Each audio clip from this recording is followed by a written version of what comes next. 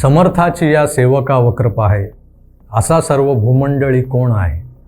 हे वाक्य, ही उक्ती काही वर्षांपूर्वी अशीही वाचली जायची. मातोश्रीच्या मंचका वक्र पाहे, असा सर्व भूमंडळी कोण आहे. मातोश्रीवरचं ते जे मंचक आहे, ज्या मंचकावर हिंदू हृदय सम्राट माननीय बाळासाहेब ठाकरे बसायचे, त्या मंचकाकडे वक्रदृष्टी तर सोडा, नजर वर करून पाहायची कोणाची टाप नसायची. इतरांची तर सोडाच, खुद्द शिवसेना आमदार खासदारांच्या माना जिथे झुकलेल्या असायच्या, त्या मातोश्रीचं मंचक बाळासाहेबांच्या जाण्यानं रिक्त झालं आणि त्यानंतर जो आदरयुक्त धाक त्या वास्तूत होता तोही निघून गेला असं म्हणावं लागेल.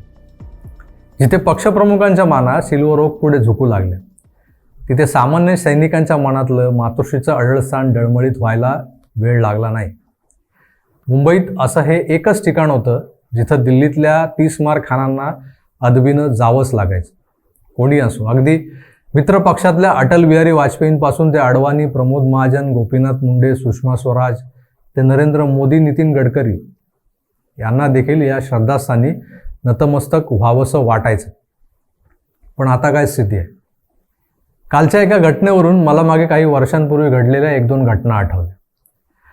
कालची घटना काय तर शिवसेनेनं, उद्धव ठाकरेंच्या ताब्यात असलेल्या शिवसेनेनं त्यांच्या खासदारांच्या आग्रहाला मान देत NDAच्या राष्ट्रपती पदाच्या उमेदवार द्रौपदी मुर्मू यांना पाठिंबा जाहीर केला.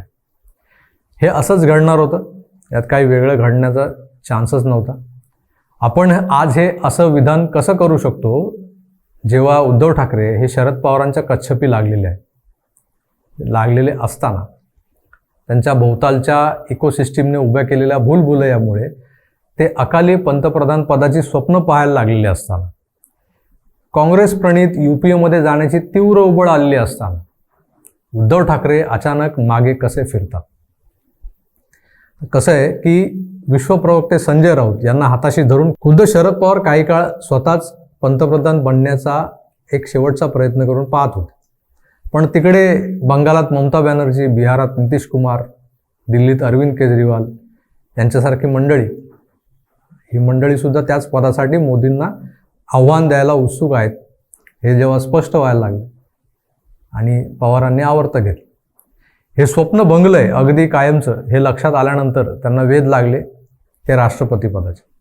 चला आता जाता जाता राष्ट्रपती तरी बनून घेतलं तर कारकीर्द सार्थकी लागेल असं त्यांना फार स्ट्रॉंगली वाटत होतं. पण हे उत्तरातले बाकीचे राजकीय पक्ष आणि हे नेते, त्यांचे नेते पक्के लबाड निघाले. त्यांनी काकांना थेट समन्वयक किंवा UPAचं संयोजक पद बहाल करून त्यांना या स्पर्धेतूनही बाहेर काढून टाकलं. या असल्या चावटपणामुळे वैतागलेल्या काकांनी मग उद्धवजींना नंबर 1 CM बनवून त्यांची दावेदारी थेट पंतप्रधान पदाच्या उमेदवारासाठी उभी केली. जे नेते महाराष्ट्रातल्या साध्या जिल्हा परिषदेच्या जागेवर उभे राहूनही निवडून आलेले नाही आहेत, लोकांनी मतं देऊन ज्यांना प्रतिनिधित्व करायला विधिमंडळात पाठवलेलं नाही, तर विधान परिषदेसारख्या मागच्या दरवाजाने आणि तेही भाजपा आणि राज्यपालांच्या मेहरबानीमुळे सदनात प्रवेश करते झालेले आहेत, अशा नेत्यांना देश पातळीवर नेतृत्व करण्याचे स्वप्न शरद पवारांनी दाखवले. या स्वप्नांना संजय राऊतांनी खतपाणी घातलं. हरभऱ्याचं रोपटं चांगलं टरारून उगवलं आणि जो अहमगंड या नेत्याच्या डोक्यात घुसला त्यामुळे झालं काय तर एका लढाऊ प्रादेशिक पक्षाचं वाटोळं झालं. संघटनेत उभी फूट पडली. 2/3 आमदार एकनाथ शिंदेंसोबत वेगळे झाले. सगळ्या मोठमोठ्या महानगरपालिकांमध्ये अख्खा पक्षाच्या पक्ष शिंदेंच्या गटात सामील झाला. मुंबईत वेट अँड वॉच असलं माजी नगरसेवकांचं, तरी बहुसंख्य नगरसेवक शिंदेंसोबत जायला उत्सुक आहेत. काल त्याची सुरुवातही झाली. दहिसरच्या तथाकथित फायरब्रँड माजी नगरसेविका शीतल म्हात्रे यांनी हा नारळ फोडलाय. आता रांग कधी लागते हेच पाहायचं तेवढं बाकी आहे. या त्याच शीतल म्हात्रे आहेत ज्यांनी 15 दिवसांपूर्वी शिंदे गटाविरोधात एक तीक्ष्ण प्रतिक्रिया दिली होती, ढोंगणावर बांबूने फटके देऊ. आज त्याच शीतल म्हात्रे शिंदे गटात सामील झालेले आहेत. हे चित्र असं दिसणार आहे यापुढे. उद्धव ठाकरे यांनी काही वर्ष आधी एक टूम काढली होती शिवबंधन बांधून घेण्याची.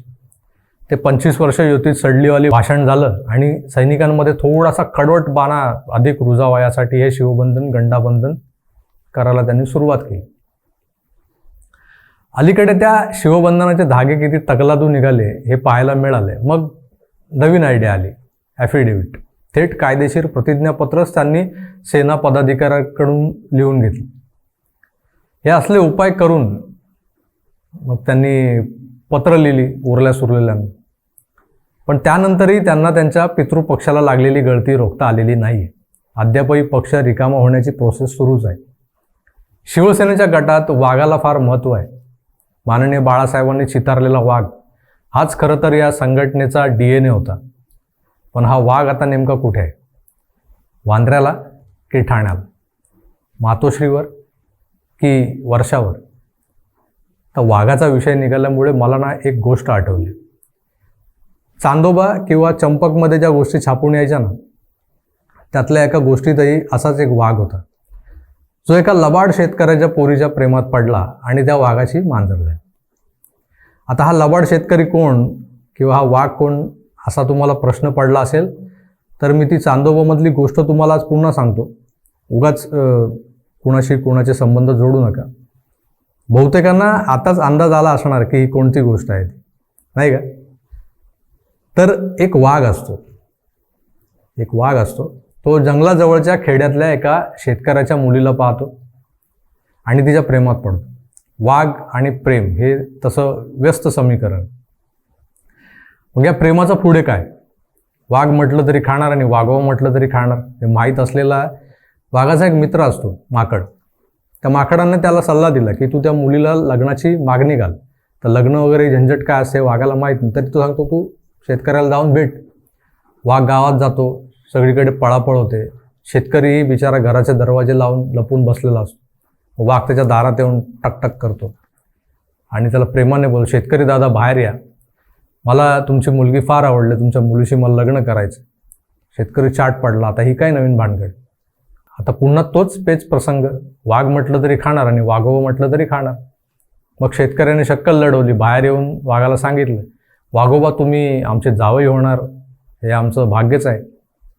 त्यात तुम्ही आहात खूप देखणे, पण तुमची नखं वाघ नखं ही बोचतील ना माझ्या लेकीला, तेवढी काढून या.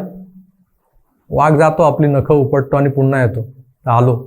शेतकरी सांगतो, बरोबर वाघ तुम्ही आता नखं काढली, तुमचे दात आहेत ना ते फार तीक्ष्ण आहेत, ते बोचतील ना माझ्या लेकीला, तेवढे पाडून या. वाघ दात पाडून येतो. आता नखं आणि दात नसलेला वाघ हा क्षीण झालेला असतो. त्याची अवकात ही कुत्र्यापेक्षा फारशी मोठी नसते. त्याचा फायदा उचलत शेतकरी त्याच्या कंबरड्यात लाथ घालतो, ढोंगणावर एक बांबूचा फटका देतो आणि हाकलून देतो, आला मोठा माझ्या मुलीशी लग्न करायला. तर ही गोष्ट मला सहज सुचली म्हणून सांगितली बरं का. याचा आणि प्रस्तुत विवेचनाचा दुरान्वयानेही संबंध लावण्याचा कोणी प्रयत्न करू नये. एक वाघ होता. तो जोवर वाघ होता तोवर त्याला अख्खा गाव घाबरत होता. पण त्याच वाघाची नखं आणि दात काढले गेले आणि तो मांजर झाला. मग त्याला त्या किरकोळ शेतकऱ्याची लात मुकट्याने खाऊन घ्यावी लागली, ढोंगणावर फटके खाऊन घ्यायला लागले. साधी सोपी गोष्ट होती. राष्ट्रपती पदाच्या निवडणुकीच्या पार्श्वभूमीवर परवा मातोश्रीवर सेनेच्या खासदारांची एक बैठक झाली. आता मी विवेचनाला सुरुवात करतो, ते गोष्ट विसरून जा. या बैठकीला भावना गवळी आणि श्रीकांत शिंदे हे येणार नव्हतेच, जे ते कन्फर्म होतं. आता उरले सुरले जे काही खासदार आहेत त्यापैकी 7-8 आले, काही अनुपस्थित राहिले. काहींनी पत्र पाठवून आपल्या गैरहजेरीचं कारण कळवलं उद्धवजींना. पण जे आले त्या सगळ्यांचा एकच सूर होता की आपण भाजपासोबत गेलं पाहिजे, एकनाथ शिंदेंसोबत गेलं पाहिजे आणि राष्ट्रपती पदाच्या उमेदवार द्रौपदी मुर्मू यांच्यासारख्या एका आदिवासी महिलेला अपवादात्मक पाठिंबा दिला पाहिजे. शिवसेना आज NDAत नाही आहे, पण ती अधिकृतरित्या UPAत देखील नाही. एकनाथ शिंदेंनी हे बंड केलं नसतं तर कदाचित अखंड सेना, जी समग्र सेना असती, ती UPAच्या कंपूत दिसली असती शरद पवारांमुळे. अशा वेळी सेनेनं UPAच्या उमेदवाराला मतदान देखील केलं असतं. पण आता चित्र वेगळं आहे. संघटना फुटली आहे, आमदार निघून गेलेत, 12 खासदारही मनाने शिंदेंसोबत आहेत. ते शिंदे जेव्हा दिल्लीत होते तेव्हा हे 11-12 खासदार त्याच दालनात बसून अमित शहांशी चर्चा करत होते असं म्हणतात. फक्त कागदावर उद्धव ठाकरेंच्या सेनेसोबत हे बाकीचे खासदार आहेत. हे खासदारसुद्धा निव्वळ द्रौपदी मुर्मू यांना मतदान करण्याच्या मुद्द्यावर नाराज होऊन तेच कारण सांगत उघडपणे पक्ष सोडतील या भीतीने, दडपण ह्या दडपणाखाली येत दबावाखाली येत लोकसभेतल्या शिवसेना संसदीय पक्षाने द्रौपदी मुर्मू यांना पाठिंबा जाहीर केला आहे. बरं, जे काही 8-10 खासदार मातोश्रीवर बैठकीला हजर होते त्यांनीच हा दबाव पक्ष नेतृत्वावर आणलाय हे स्पष्ट आहे. हा दबाव आणताना ते त्याच बंद खोलीत बंद दरवाजाआड बसले होते जिथे बसून उद्धवजी गुवाहाटीतल्या बंडखोर आमदारांना विनंत्या करत होते, आव्हान देत होते की या माझ्यासमोर बसा, माझ्या नजरेला नजर भिडवून सांगा की तुम्हाला कोण हवंय, मी राजीनामा देतो. ते आव्हान त्यांनी दिलं, खासदारांनी करून दाखवलं. ते मातोश्रीवर गेले, ते उद्धवजींच्या समोर बसले, त्यांनी नजरेला नजर भिडवत सांगितलं की शिंदेसोबत चला, भाजपासोबत चला आणि द्रौपदी मुर्मूंना पाठिंबा जाहीर करा. आज उद्धवजी बोलता बोलता बोलून गेले की सध्या जे काही राजकारण सुरू आहे ते पाहता मी द्रौपदी मुर्मूंना पाठिंबा नाही तर विरोधच केला असता, पण मी तसं केलं नाही कारण त्याचा अर्थ काहीतरी वेगळा, म्हणजे मी कोत्या मनाचा वगैरे असा निघाला असता. पण याचा अर्थ असा नाही की मी खासदारांच्या किंवा संघटनेतल्या पदाधिकाऱ्यांच्या दबावापुढे झुकून हा पाठिंबा जाहीर केला. मला मनापासून वाटलंय की पहिल्यांदाच एक सामान्य आदिवासी महिला या सर्वोच्च सन्मानासाठी उभी आहे, तिला हा सन्मान मिळाला हवा, मग मी त्याला विरोध का करायचा.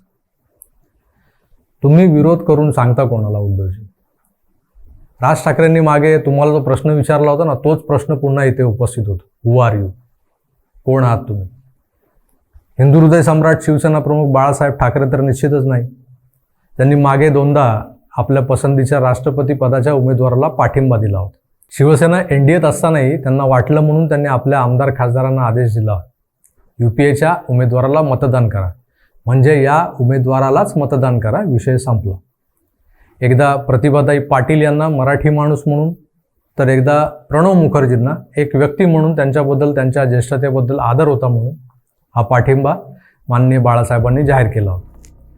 मातोश्रीवरून त्यांनी आदेश दिला, सैनिकांनी पाळला. आज मात्र सगळं चित्र उलटं झालेलं दिसलं. खासदारांनी विनंतीच्या फॉर्मॅटमध्ये एक प्रकारे आदेशच दिला शिल्लक सेनेच्या पक्षप्रमुखांना आणि त्या विनंतीचं पालन केलं गेलं. आपण पाहिलं. अजून बरंच काही घडायचं आहे खरं तर. हा तर या सगळ्या सत्तानाट्याचा पहिला अंक होता. अनेक अनाकलनीय ट्विस्ट, वळणं, टर्न्स या कहाणीत येणार आहेत. त्यासाठी आपण तयार राहूयातच.